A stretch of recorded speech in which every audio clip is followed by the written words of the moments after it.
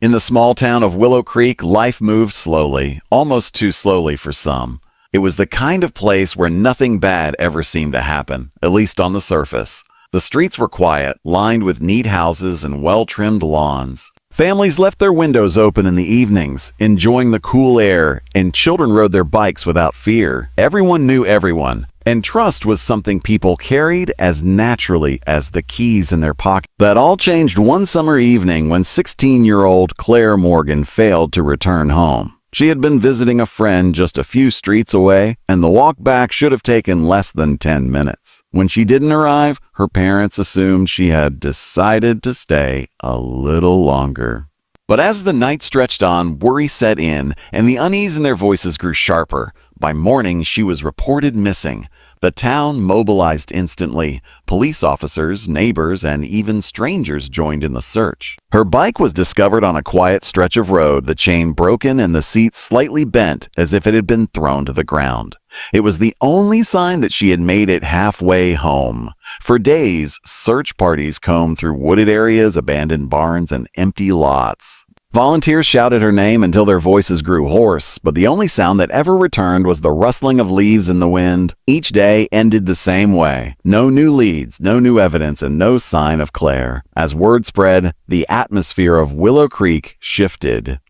The once carefree town grew tense. Who had never hesitated to let their children play outside now kept them close, peering out from behind curtains whenever they ventured beyond the porch. Rumors began to swirl, whispered in hushed tones at grocery stores and gas stations. Some believed Claire had run away, but her closest friends insisted she had no reason to leave. Others speculated that an outsider had passed through, someone who took advantage of a trusting community. Yet there were those who wondered more darkly if the danger came from within. Police officers tried to reassure the town that everything possible was being done, but weeks passed and the search grew colder with every passing day. The posters with Claire's smiling face began to fade under the summer sun, the corners curling and tearing in the wind. The desperation in her parents' eyes was impossible to ignore, a pain that infected everyone who saw them standing at the edge of search zones, waiting for news that never came. For the first time in decades, fear took hold of Willow Creek. Nights grew restless, filled with strange noises that seemed louder than before, footsteps on gravel that made people turn on their lights and double-check their locks. Nobody wanted to admit it, but everyone felt it.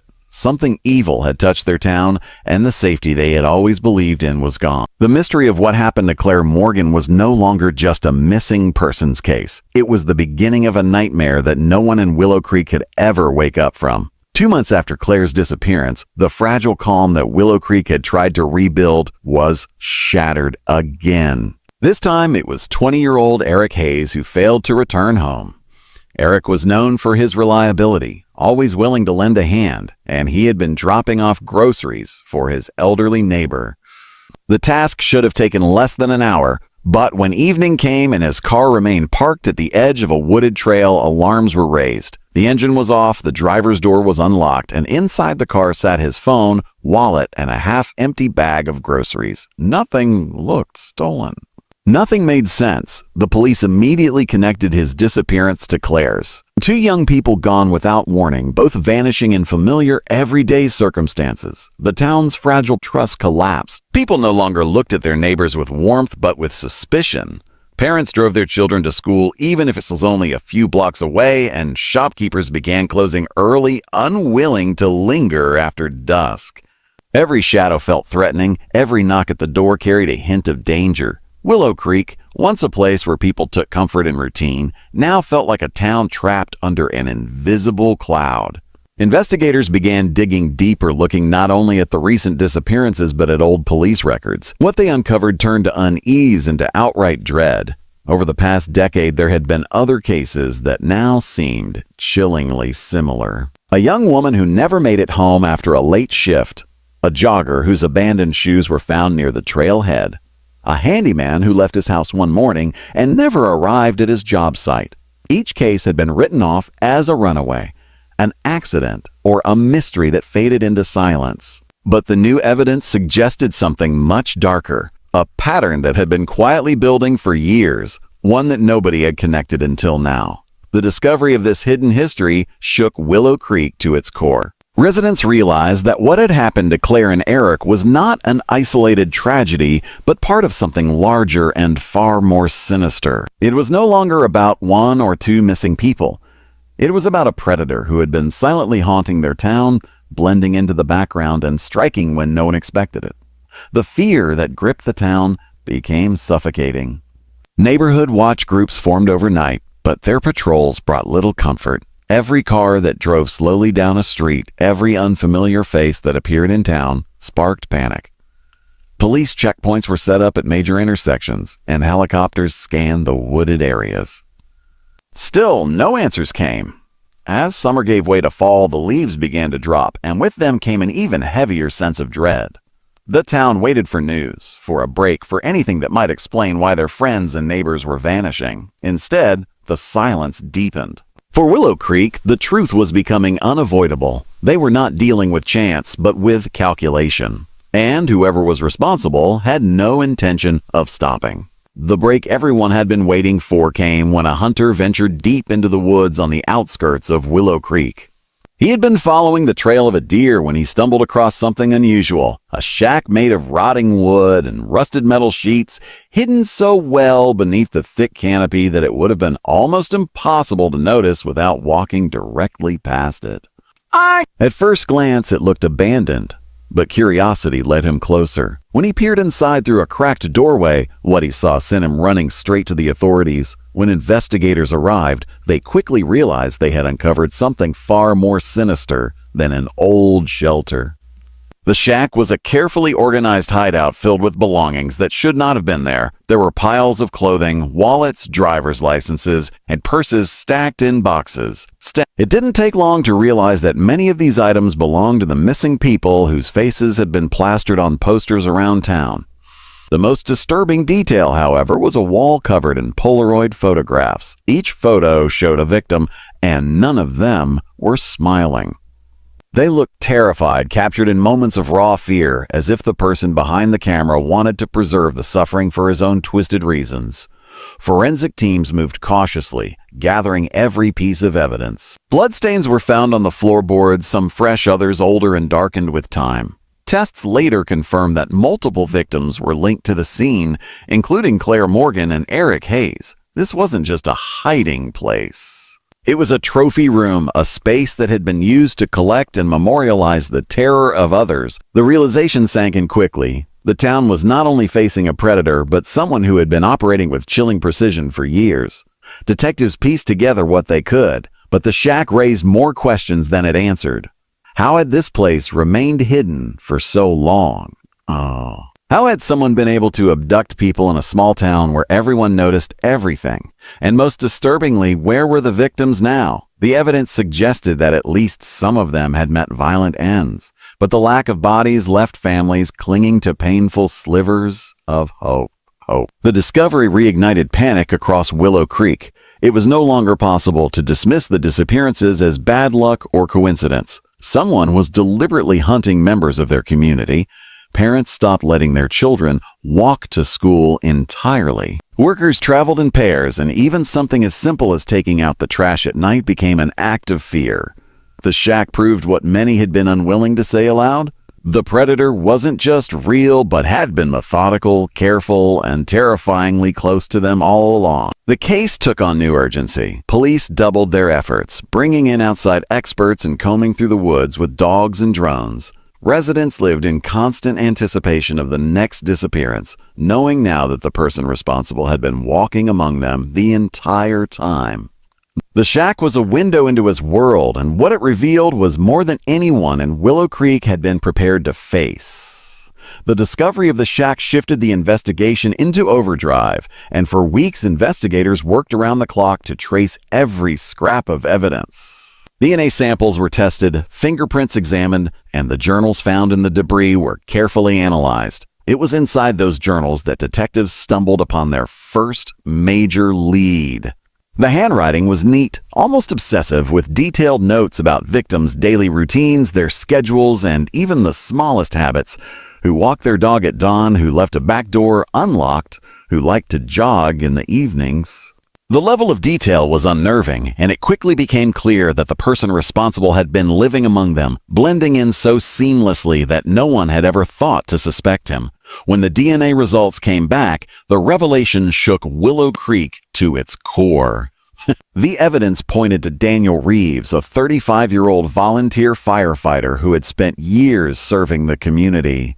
Known for his friendly smile and tireless dedication, Daniel was the kind of man parents trusted with their children, the neighbor who showed up during storms to help repair broken fences, the one who coached Little League games on weekends. His arrest sent shockwaves through the town because if someone like Daniel could harbor such darkness, then no one was truly safe. The raid on his property revealed just how far his deception went. Behind his modest two-story house, investigators found a concealed entrance hidden beneath a shed. It led to a network of underground tunnels that stretched beneath the yard, meticulously built and supported with wood beams. These tunnels opened into small rooms, each serving a grim purpose. Some contained restraints bolted to the walls, others were filled with recording equipment. And in one room, investigators discovered shelves lined with labeled boxes that contained personal items from his victims. It was a chilling reflection of the shack in the woods, but this was far more elaborate, far more permanent. The journals recovered from these underground chambers were even more disturbing than those in the shack. They contained years of observations, written in a calm, methodical tone, describing the abductions as if they were nothing more than experiments. There was no remorse, no hint of guilt, only pride in the planning and execution. Daniel had carefully documented how he lured victims, how he gained their trust, and how he controlled them once they were in his grasp.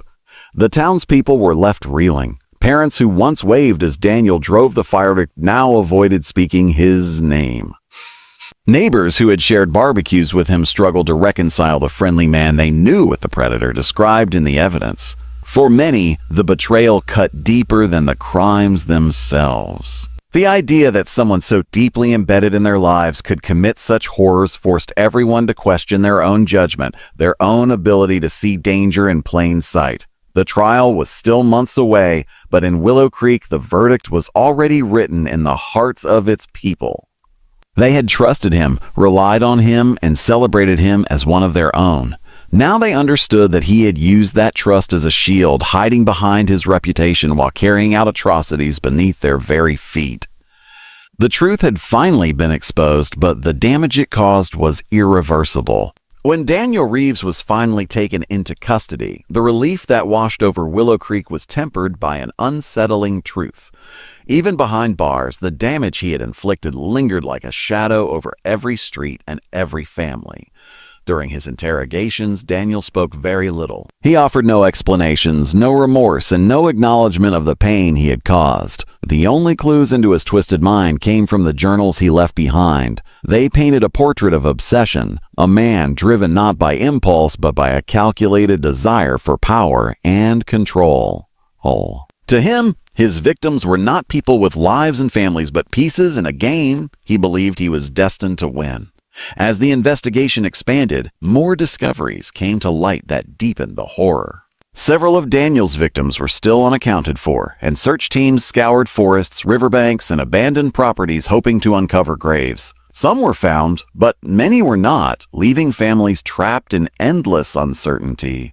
For those who never received answers, the torment was just as cruel as the crimes themselves. They clung to the possibility that their loved ones might still be alive, even though the evidence suggested otherwise. This lack of closure became one of the darkest legacies of the case. The trial attracted national attention, yet coverage remained careful and restrained. While major networks followed the proceedings, many refused to reveal the most disturbing details, calling the evidence too graphic for mainstream audiences. The journals, the photographs, and the recordings seized from Daniel's underground rooms were deemed unfit for public viewing. Even seasoned investigators admitted that the level of cruelty surpassed anything they had encountered before. The case became infamous not only for the crimes themselves, but for the secrecy surrounding the details. It was as if society collectively decided that some truths were too disturbing to share openly. In the courtroom, families of the victims sat silently, clutching photographs and mementos, their grief etched into every expression. The prosecution presented the evidence meticulously, showing how Daniel had built his double life hiding behind his role as a firefighter while meticulously planning his abductions. The defense offered little, unable to counter the overwhelming weight of proof. When the verdict of life without parole was read, there was no applause, no celebration, only a heavy silence as though justice had been achieved but at a cost too great to measure. Willow Creek never returned to what it once was. The town that had once prided itself on safety and trust now carried invisible scars. Parents who once let their children roam freely now kept them under constant watch. Neighbors avoided eye contact, wary of placing faith in one another again. Every corner of the town seemed to hold a memory, a reminder of someone who had vanished. For those who lived through it, life became divided into two eras, before Daniel Reeves and after. The case of the Willow Creek Disappearances was remembered not only for the horror of what happened, but for the betrayal that cut so deeply. Daniel had been more than a predator. He had been a friend, a neighbor, a protector. And that was what made his crimes unbearable to confront. Even as the years passed, the story remained locked away from the glossy portrayals of crime documentaries. It was a case too disturbing, too raw, and too close to home, one that no platform dared to present in full, but one that the people of Willow Creek would never be able to forget.